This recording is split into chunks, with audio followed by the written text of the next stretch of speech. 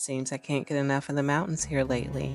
And that's because there's a pulse in the mountains, a rhythm older than roads, older than books. So I met with Byron Ballard at Asheville's largest herb festival, the largest in North America and Canada. She is often called Asheville's Village Witch. She's an author, folklorist, and high priestess of Appalachian folkways. Raised in these mountains, Byron has spent decades preserving and practicing the kind of mountain magic passed down through generations, shaped by land, lineage, and the prayers of everyday people. In a world chasing modern mysticism, she reminds us that true power is often homemade, stitched into a story, ritual, and the place that you call home. But I always have to, okay, we're going to unpack that now. We're going to Mm-hmm. talk about what that means. So, Appalachian, absolutely right, Appalachian. But granny is, you don't call women granny witches, and you don't address them as granny if you don't know them. And, I mean, granny's a really loaded word. But the word witch, always have to talk about that because this folk magic comes mostly from Protestant Christians, and they don't use the word witch. Wow. In fact, I tell young people, if you want to know, young Appalachian people, if you want to know if you have any of this in your family, don't go to your grandma and say, have we got witches and witchcraft in the family? Because you might get your mouth washed out. Wow. You might get slapped across the face. Yeah. You certainly will be reading some Bible verses. Wow. So the thing to do always is to say, so Grandma, what is that weird superstitious stuff our family did? Like they would tie a little red string around the left wrist. What was that all about? And then they're happy to talk down about those traditions and go, well, your great-great-grandmother, my great-grandmother used to. So if you need more information about that, never insult your elders. Never insult your So elders. if you feel something stirring in your bones when you walk through these woods, if the hush of a holler feels like a prayer, you might be feeling the echo of something ancestral. But how do you know if Appalachian magic runs in your bloodline? You don't start by claiming it. You start by listening. You ask, not with entitlement, but with humility. Much of Appalachian folk magic is woven into Protestant Christianity, just as Byron stated, not in opposition to it, but within it. Psalms used for protection, honey and salt for blessing, a well-worn Bible passed down like a spell book. This isn't magic that sits on a shelf. It's magic that lives in pantries, gardens, and prayers. I mean, my people are Scots-Irish and English. Uh-huh. So they were all a bunch of Protestants. Uh-huh. But when my people got here, there were already people here. Yeah. The Cherokee were here, and we learned a lot about native herbalism and healing from the Cherokee. Because honestly, we did peacefully coexist for a little while. I believe that. Because, I mean, my people were and are kind of small and spindly and pale and pasty. And I hear from friends of mine who are Cherokee that at first they weren't sure we were human. Wow. Because, I mean, we slept in the same building with our animals. Wow, okay. We just weren't anything like the Cherokee were. And so they felt sorry for us. And I remember you mentioned your grandma in one of your episodes, how they had, I think, the West End? West End, yeah. Okay. I live there now, too. Really? 5 generations of my family have been in the West End of Asheville. Yeah. 5 generations? Maybe it's cool. No. I don't know. My neighborhood got, in the last 10 years for sure, got real gentrified. Oh. It was this low middle class mill village, which was full of, not very wealthy people, poor people, working class people. And now it's full of $1 million homes. No, of course. So. West End, Asheville. Once a working class neighborhood where Black and white families lived side by side, shaped by the railroad, the mills, and the church pews. Life was hard, but roots ran deep. And beneath the hum of industry and the hush of the hills, old magic moved quietly, passed down in prayer, in stories, in hands that knew both survival and spirit.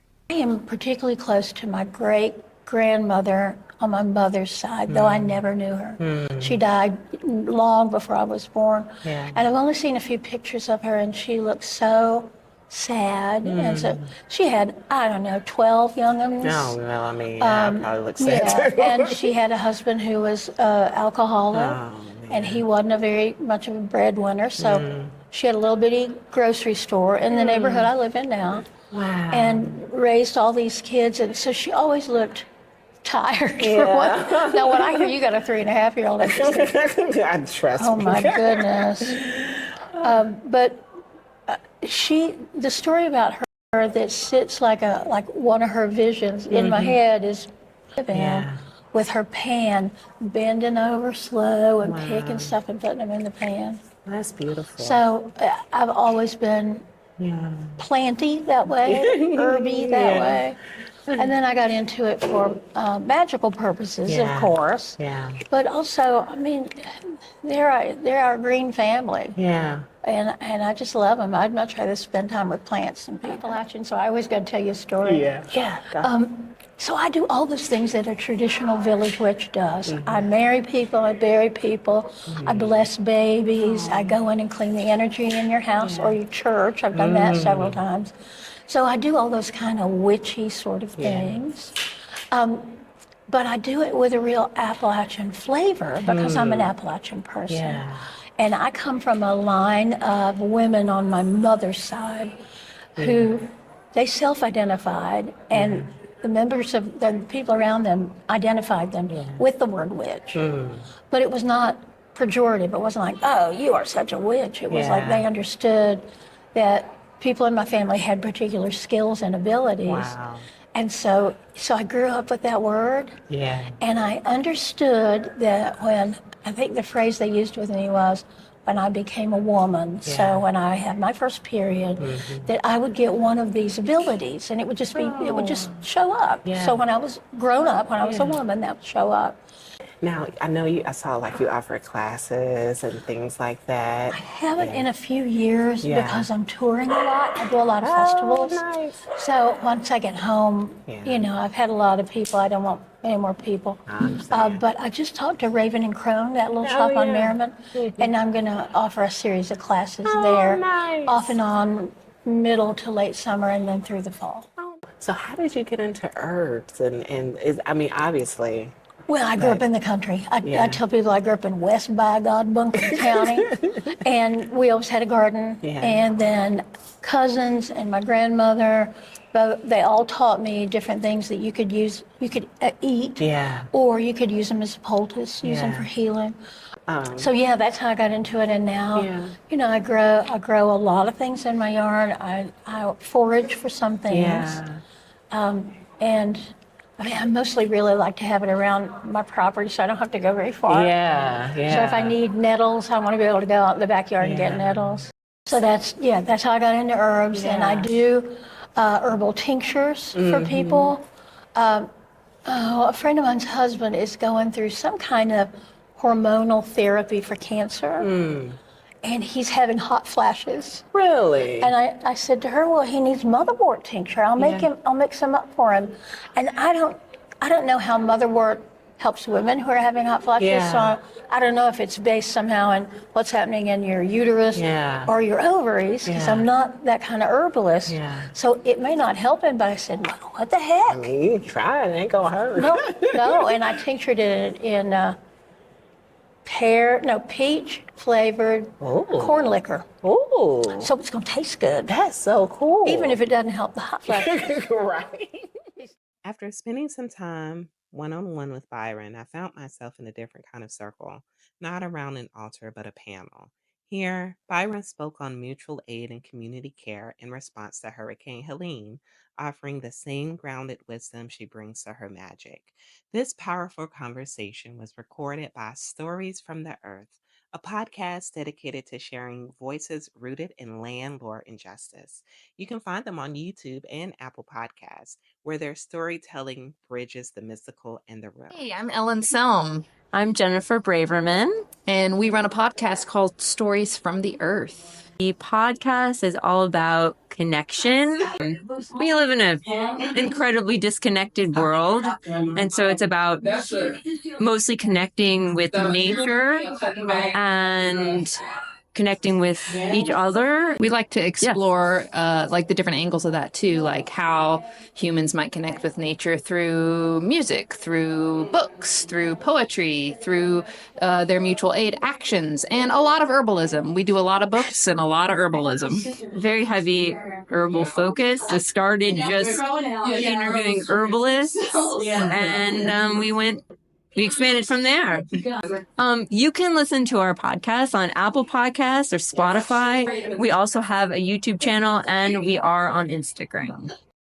After the panel, I just wasn't ready to say goodbye yet. There was something about the way Byron spoke about community, about care, that made me want to sit down with her one more time. I think North Carolina is one of these very unique places because, again, of the beaches, of the mountains, and then that in between. But then we also have this eclectic cultural blend, and I don't think that I have found, well, I mean, it's not like I've been looking, but I really don't, I feel like other places have their own, but I think North Carolina has this, and especially in the mountains, where a lot of it was retained, like the practices, the culture, the blends of cultures and such. With this blend, and I know we talked a little bit earlier about what it means for Appalachian magic, but what have you witnessed? What have you experienced as far as this blend of cultures and blend of experiences that bring people together to practice? Ooh, that's such a good question. Because a lot of the because North Carolina, you're right, it's full of, I don't even know how many different kinds of cultures there are, and up in the mountains, of course, there's this idea that it's all sort of these German, Scots, Irish, and then there's this little pocket of Cherokee people, and that's kind of it. But that's not true at all. It's a much more diverse thing, and I've always been very interested in ancestral stuff because my family always talked about, when great grandma did this, or when the family came over to do this, or how we got here, whenever, all that stuff. So when I started thinking of it as a spiritual practice, I kind of was cobbling stuff together with what I knew about my ancestors. And in the Celtic tradition, one of the Celtic traditions, they believe that when you die, you go to this place, the Apple Lands, Tir na Nog, whatever, and then you evaluate what your life had been like. But you retain your personality.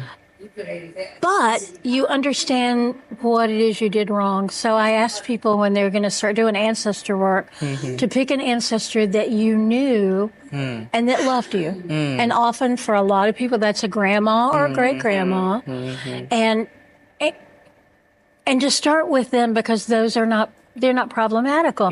So if your great grandma loved strong coffee and coconut cake, then you get a plastic cover of some kind or a glass cover, and you put a little cup of strong coffee and a piece of cake, and you cover it up so that it doesn't attract mice or bugs or whatever. And then maybe you have a picture of her, or maybe you just say, I thank you for giving me life. Because that's what they did. Our ancestors gave us a life. And I believe, and I think it's a Celtic belief, that when our ancestors, when our people die and become ancestors, they want us to do well. They want the best for us. And so you go to that grandma that always made your favorite cookies or whatever. You go to her because that's an easy connection. You don't go to that uncle who did those things. However, that uncle who did those things, when he becomes a spirit person, he is aware of what he's done and he is aware of how wrong he was. So when you are used to working with your ancestors and you just go, all right now, I need my truck driving daddy to be standing beside me because I got a hard thing to do. But when you get into a situation where you need somebody who is who has compromised values and is willing to do whatever it takes, then maybe you go to that problematical ancestor and you say to them, look, I know what you did. You know what you did. And you know I know what you did. So you owe me. And so this is what you're going to do. And I've never had that fail because they're like a little sheepish about it. Like, all right, what do I have to do? But then they do it. So I'm all about ancestor stuff. Yeah. And I think we don't do nearly enough of that. What is your book about? Feral Church. I'm so curious. This is my 8th book. Yeah. 8th book. You got a lot of them. I do. And this is about finding the divine in the wilderness. Because I hear people say all the time, oh, I don't go to church. But I go hiking up on the Appalachian Trail, I go to Blue Ridge Parkway or whatever, and that's where I feel God. And so this book is about, I mean, it's very goddess focused, obviously, but it's all about how your connection to the divine can and should be through nature because we are natural things. And yeah, it's a set of journeys to take you to find yourself and also to find the divine. That's beautiful. Yeah. And I did a little book event down in Wilmington months ago. March, I guess. So if anybody is watching and they'd like me to come to their bookstore and do an event and teach a little mini class, I'd love to do that. And she has experience. Tons of experience. There's something about these mountains, the way they hold stories, the way they echo back truth you didn't know you needed. Sitting with Byron Ballard reminded me that magic isn't always loud or showy. Sometimes it's a garden, a kitchen table, a prayer whispered under your breath. Appalachian magic isn't just something you learn, it's something you live. And maybe, just maybe, it's already living in you. If this journey spoke to you, I'd love for you to share it. Leave a comment, subscribe, and pass it on to someone who needs a little mountain wisdom. There's more to come.